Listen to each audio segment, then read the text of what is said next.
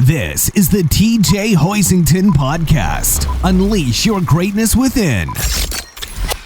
What I see most of the time, because I work with people driving towards success, working for success, I see most of the time this scenario where they're really strong on the improvement.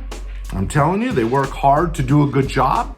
They get noticed for the good job. They get the raise. They get the promotion because they're known to do a good job. They're dependable. They're accountable. All those things are great. But inside, they're not happy. Hey there, and welcome to the Unleash Your Greatness Within podcast. Real quick, do you have a challenge with perfectionism? I'll tell you what, I'm going to counsel you and coach you to stop your perfection. Stop your perfectionism.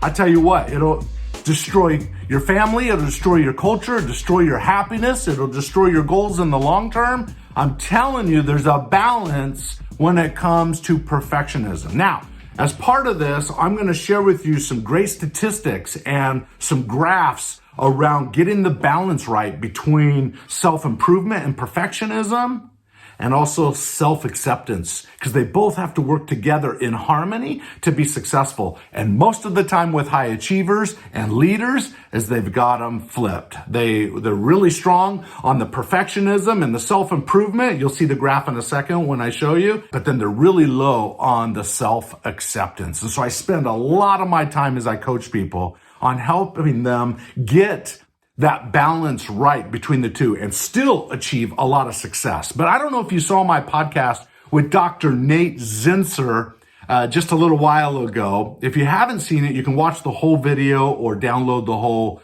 interview. But part of that interview was a short clip, about 4 minutes long, where we talk about perfectionism and how that gets in the way of high achievement and high performance. So it just so happens that Dr. Nate Zinsser is the director of psychology and performance program at West Point. He's worked with people like Eli Manning and other athletes and celebrities and so forth. And I tell you, it was just a joy to have him on my podcast. So let's jump right into that as we talk about perfectionism and getting that balance right. All right, check this out. You already know. My passion and my mission to help you unleash your greatness within. My heart goes out to the underdogs that's on their way. If you think you can go from good to great, okay, let's motivate. GreatnessWithin.com. TJ Hoisington. GreatnessWithin.com. Perfectionism. And I think people listening to this, as I work with people, I find that they are so analytical and so striving to be perfect that they beat themselves up because they're not perfect enough. And this is what you said in the book, and then I'd love to have your thought on it. You said, and it has to do with what stories you're telling yourself. You said there are disturbingly similar stories of talented and dedicated people ruining their careers because they cannot accept the simple truth that they will never be perfect. And then you go on to say, research shows that the highest achievers in any field are those with only moderate levels of perfectionism.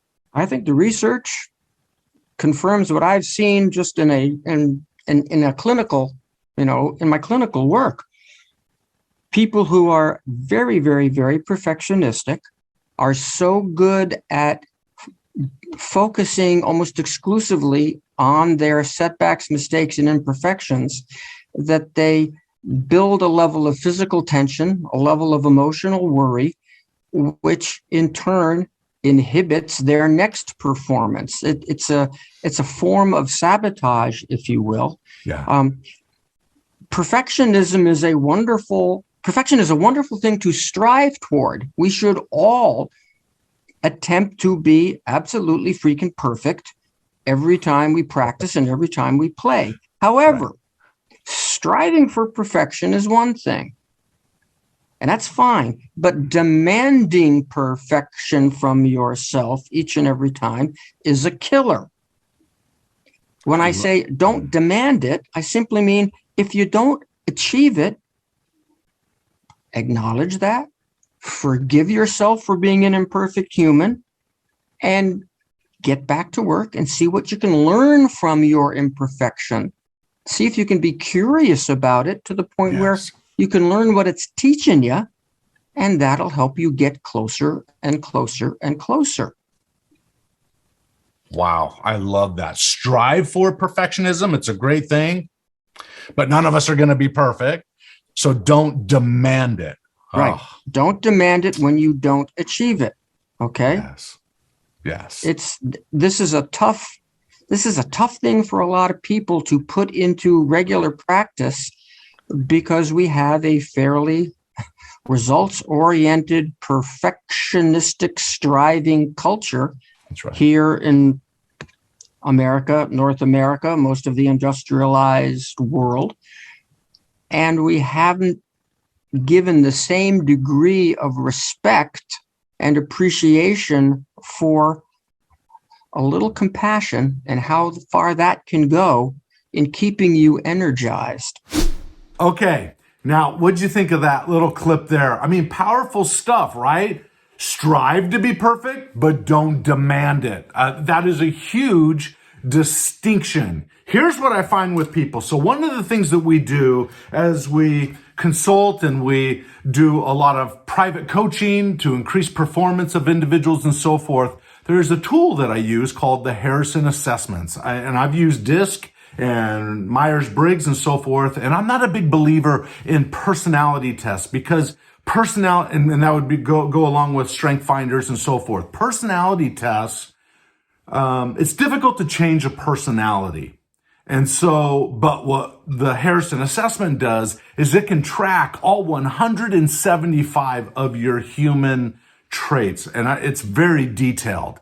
And we work through that. But what it also comes out with is your 12 paradoxes. Every human being has 175 traits that they have. And those boil down to 12 paradoxes. In life, human beings have 12 paradoxes. And you can just see right here, the 12 paradoxes. I'll just name a few of them. As you can see here, you have the interpersonal column, the achievement column, and the leadership column. And let me just quickly say that a paradox is where you have two, what would be perceived at the surface level as not related, but they're actually related at both ends of the spectrum.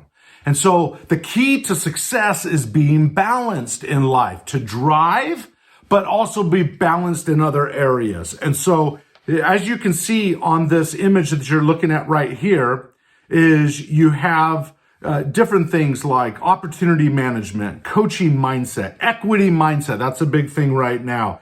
Whoo, I tell you, a lot of leaders get stuck in this equity mindset. And I'm not going to talk about that in today's video, but there's several paradoxes that play a role. And the key is to be in the upper right-hand corner box. That is where there's balance, there's moderation, and you're most effective as you work through your challenges and solutions and you work with people and so forth. You want to be in that upper right-hand box. So the one I want to focus on that has to do with perfectionism is the self paradox. And in the self paradox, the two attributes or traits that go against each other is on one side, self-acceptance, which means I'm okay the way I am, right? You're happy with yourself. You're comfortable in your own skin and so forth. It's kind of the self-esteem side.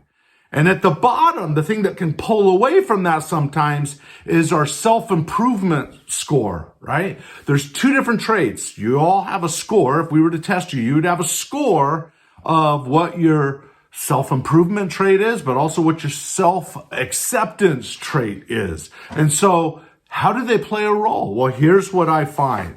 This image right here is an example of a person who has a healthy self paradox, right? And the kind of the definition of this is how you manage self-esteem and self-improvement. That's going to be really key. But as you can see here, both scores are above 7. So as you look at this, you got both scores above 7, which puts the score in that upper right-hand corner box, which indicates a healthy balance between self-esteem and also achievement.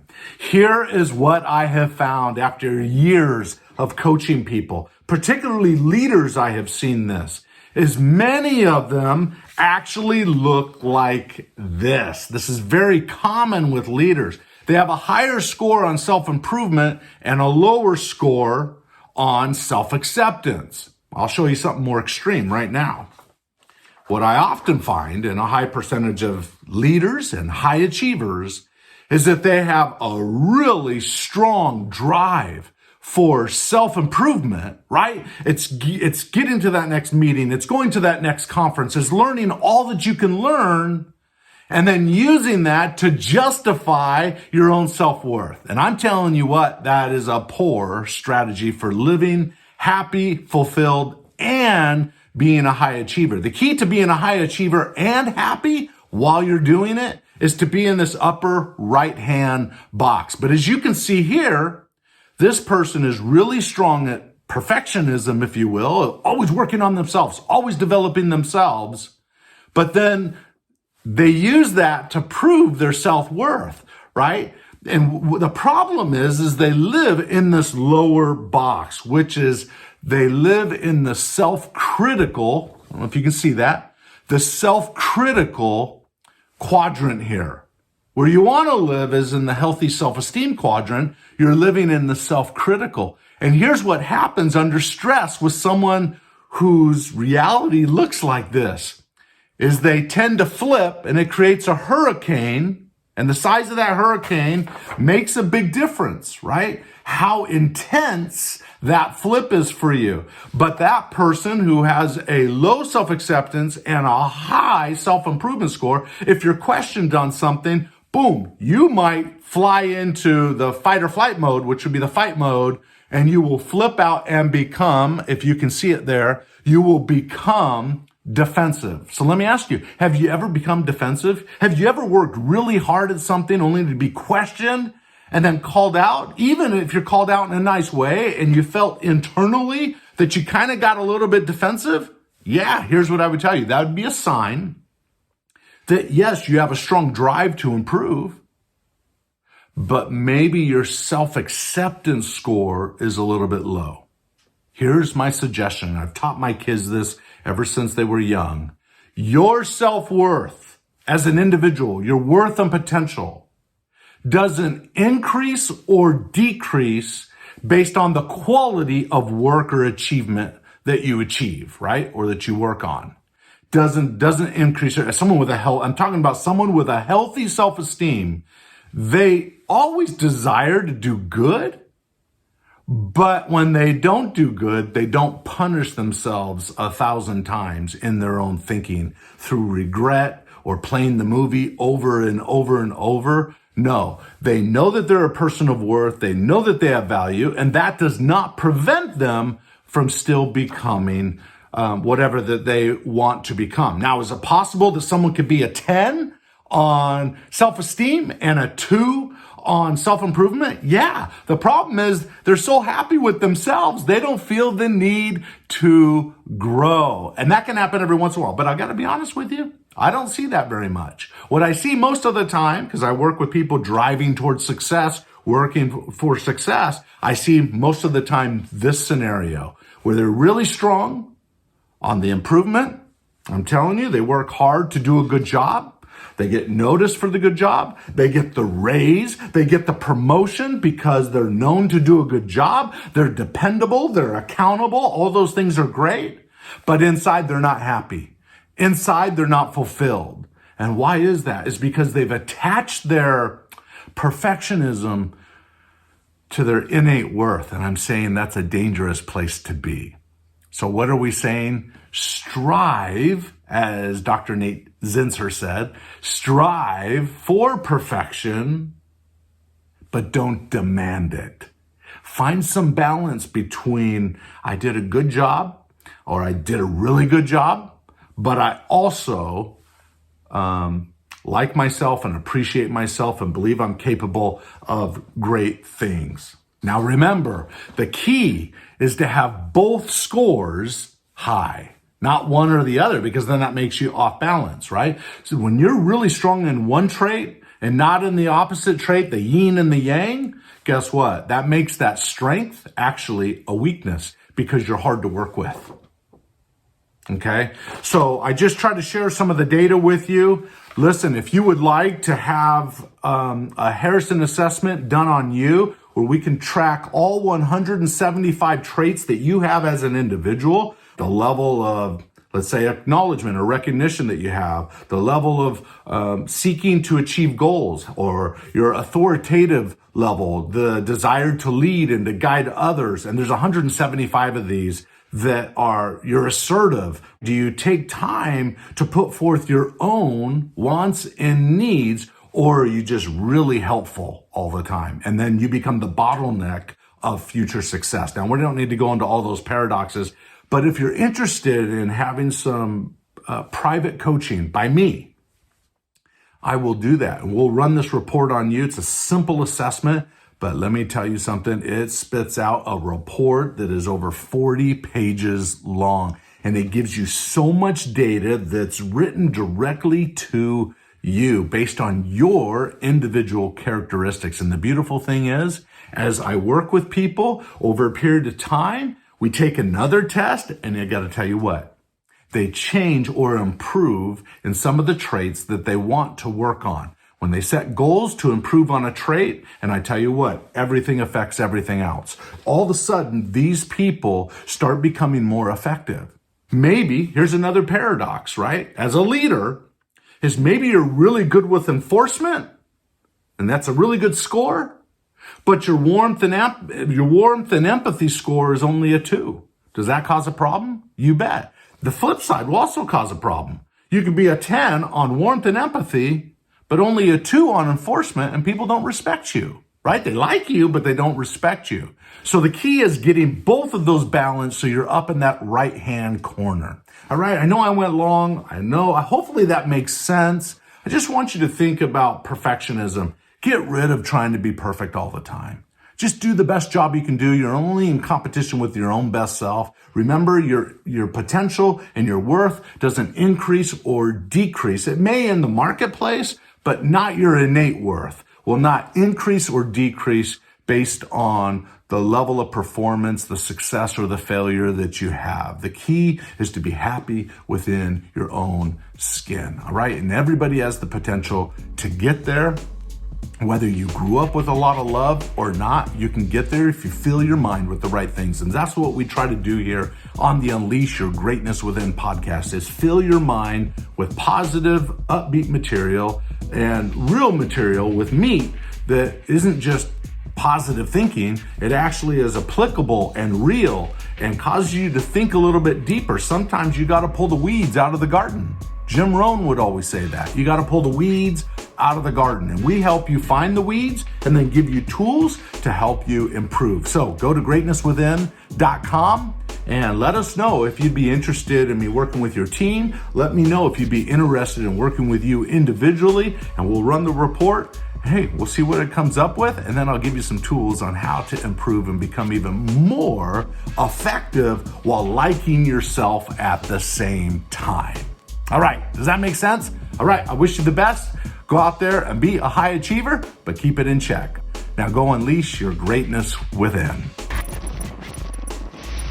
Hey there, thanks for listening. I hope you enjoyed this podcast episode. If you did, could you do me a favor? It would mean the world to me if you could write a simple review or give me a star rating. I would really, and I mean really, appreciate it. Thank you in advance. Now go out there and unleash your greatness within. GreatnessWithin.com